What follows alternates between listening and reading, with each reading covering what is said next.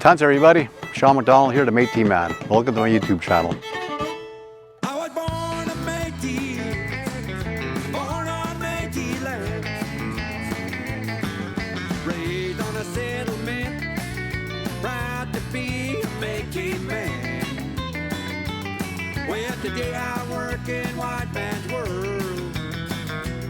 I'm married to... Sean McDonald here again with another episode for the Métis Man, also for the IRN, the Indigenous Resource Network. Today we're with Jordan Joliker, and we're actually here on the Métis Nations of Alberta, Métis Crossing, just south of Smoky Lake. And today marks the 93rd anniversary of the AGM, and we got beautiful weather here. And I'd like to introduce, first of all, Jordan. Jordan, thank you first of all for talking with me, and please tell me a little bit about yourself and your business and how we all started, please. Yeah, absolutely. And Sean, big fan of yours, so thanks for taking the time here at the AGA and coming out and making time for this. So Carvel Electric, I'm the president and CEO of Carvel. We're a family company, Right. and father and two sons, and we're electricians. I've been an electrician my entire life. I can actually think back of being like 5-6 years old, wiring houses in First Nations communities with my dad, and it's kind of like an entrepreneurial family that we have, right? And It's a young start. Yeah, a young start. And today, my brother and I run the company. We have 15 employees, and out of those 15 employees, 13 are Indigenous, First Nations Métis. Wow. And currently at the AGA here today in Smoky Lake, we actually wired Métis Crossing Gathering Center behind us here. Right. And The hotel section there. Yeah, and the Gathering Center as well. Wow, okay. Yeah, so all the facilities at Métis Crossing, Carvel Electric, wired the facilities. Right. And we did the wiring with 75% Indigenous crew. Good for you, that's some good numbers. And really proud of that. And this is a great opportunity to employ people from our nation. So I can actually think back of being like 5-6 years old, wiring houses in First Nations communities with my dad, and it's kind of like an entrepreneurial family that we have, right? And It's a young start. Yeah, a young start. I'm very honored to be here, and just to see everybody here for the first AGA at Smoky Lake. Right. It's a big deal for myself and our family and our company. So Great. Yeah. Well, good to have you.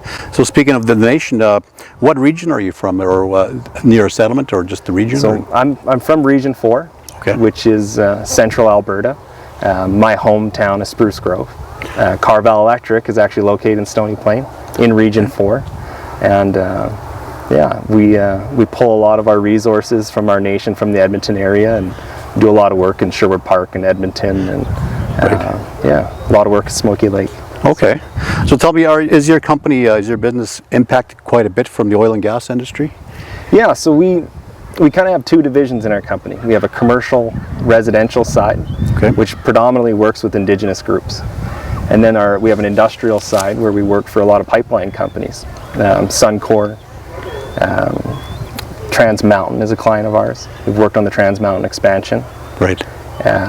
We work at the refinery for Suncor in Edmonton. And Pembina is a new client of ours as well.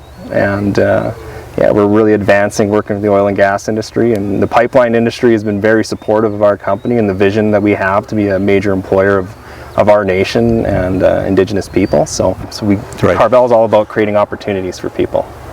And I grew up and I seen the struggles our family went through, but having a small family business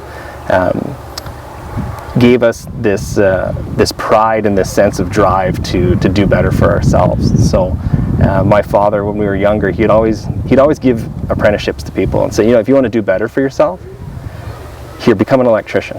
And with that trade, you can do a lot of great things, right? You can have a great life, and you can impact a lot of people, right? And that's kind of a core value of our company is creating opportunity for people. Right. The oil and gas industry wants to see Indigenous people succeed. Right. I think I've seen that in a transition as I've been running our company in the last, say, 8 years. The narrative has changed to the oil and gas clients, creating opportunities for Indigenous companies to succeed. Right. And if you look at Indigenous companies, traditionally 70% of their staff are Indigenous people. So the net benefit to hiring an Indigenous company is massive towards the Indigenous community. And I think the industry is starting to see that. And when Indigenous companies succeed, Indigenous people succeed, and that wealth is shared to the people. Right. And I've seen that narrative change, and it's positive. And you know, it's nice to see industry aligning themselves with Indigenous companies, Indigenous groups, and it creates so much opportunity. It gives you it gives you a sense that industry's out there to help you. Right. Right. And we've had such great partners. Some of our industrial clients are in our corner always. Right. You know, you look at Suncor, they're constantly looking to how can we help you grow your company sustainably, but how can we get you into certain areas. And you know, it feels good as an entrepreneur, and it feels good as an Indigenous person knowing that industry is in your corner to see you succeed. Any hindrances of being, you know, that deeply involved with the industry? Like, is there any negative feedback, say, from other Indigenous people or companies in the area? Any, like, with concerns about industry and that, and being that involved with them? You know, the area we're from is a very industrious place. You know, Stony Plain, Edmonton area, Heartland area. And from what I've seen in my community and the nations that are around and the employees that we employ, everyone is for industry and the expansion of oil and gas and natural resources. Right. But what we're not for is going about it the wrong way, right? Right. And I think maybe that message gets mixed up sometimes. And Indigenous people want to see projects move forward, but they want to see it move forward in an ethical way. They want to be consulted, and they want to be talked to. So I have personally never been hindered by another Indigenous group or a Indigenous person saying that we shouldn't support industry. Right. If anything, we should support them and help them in a positive way through consultation and watching out for our environment. Right. Okay, good. To all the youth out there listening to us that are undecided about industry, undecided about maybe starting a business, an Indigenous business, what would your message be now with all your past experiences with industry and that, and where you started from and where you are now? What would your message be to the youth? That's a really good question. You know, I would say now more than ever, are you in a position to succeed in business as an Indigenous person? For one, your nation's now behind you. Our nations have the ability to support businesses and grow businesses. Right. Industry is opening their eyes and they're opening their hearts in how to assist entrepreneurs grow their companies.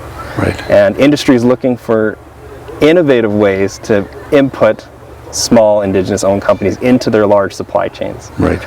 So if any advice I'd give to a young entrepreneur that wants to get into it is now's the time. And there's a lot of people in their corner. Right. Okay. And Jordan, what would your thoughts be on, say, government at different levels, municipal, provincial, federal, and the policies that are put in place that are hurting the oil and gas industry and that? What would your message be to, say, governments of all levels on how those policies are affecting people like you and I, Indigenous businesses? You know, they're putting these policies on industry, oil and gas industry, but in turn it affects us as Indigenous business people, right? Mm-hmm. I think there's a certain level of consultation that needs to happen with the Indigenous business community as well. You know, I think the opportunities for resource extraction in this country, yeah, and the advantages that it gives Indigenous people is so massive, and there's a time to assist Indigenous people to move out of maybe a cycle of poverty, and that's being a part of projects. Right. And I think Indigenous businesses need to have a voice to speak on behalf of the business community and say, these projects and these resources help our people. Right. They don't just help our companies, they help our people.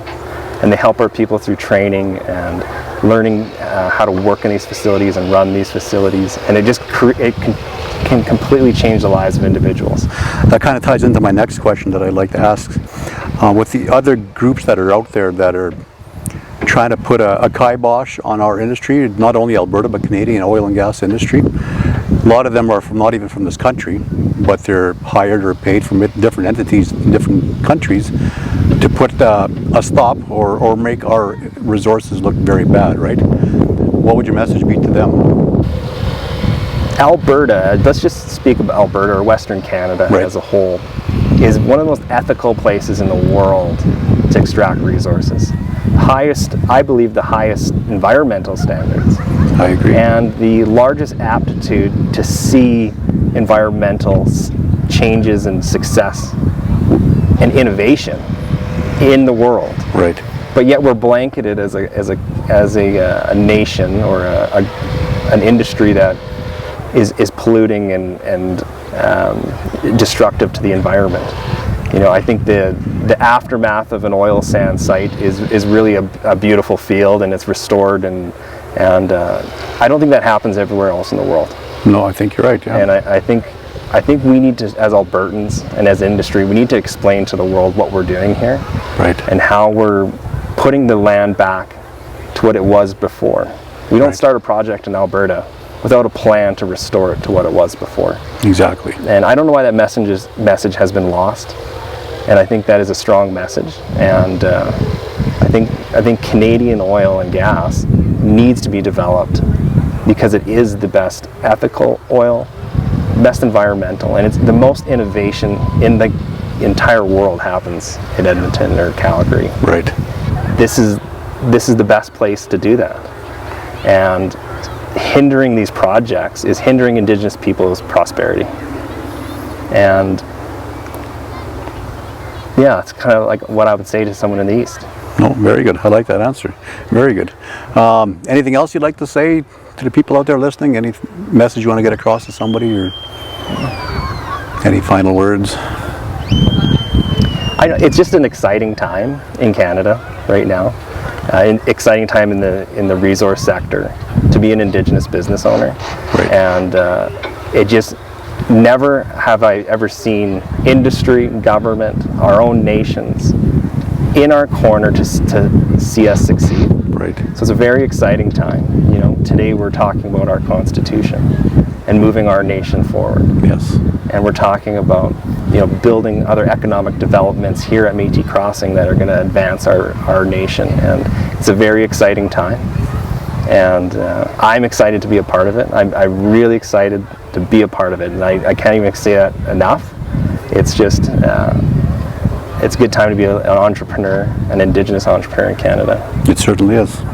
Well, Jordan, I want to thank you very much for joining us today on another episode of Métis Man, and wish you the best in the future, and I'm sure we'll cross paths again. Thanks, Sean. Thank you very much, Jordan. Thank you very much for watching, everybody. If you like this video, like and subscribe and share, and we'll see you next time. Eximaga, hi hi.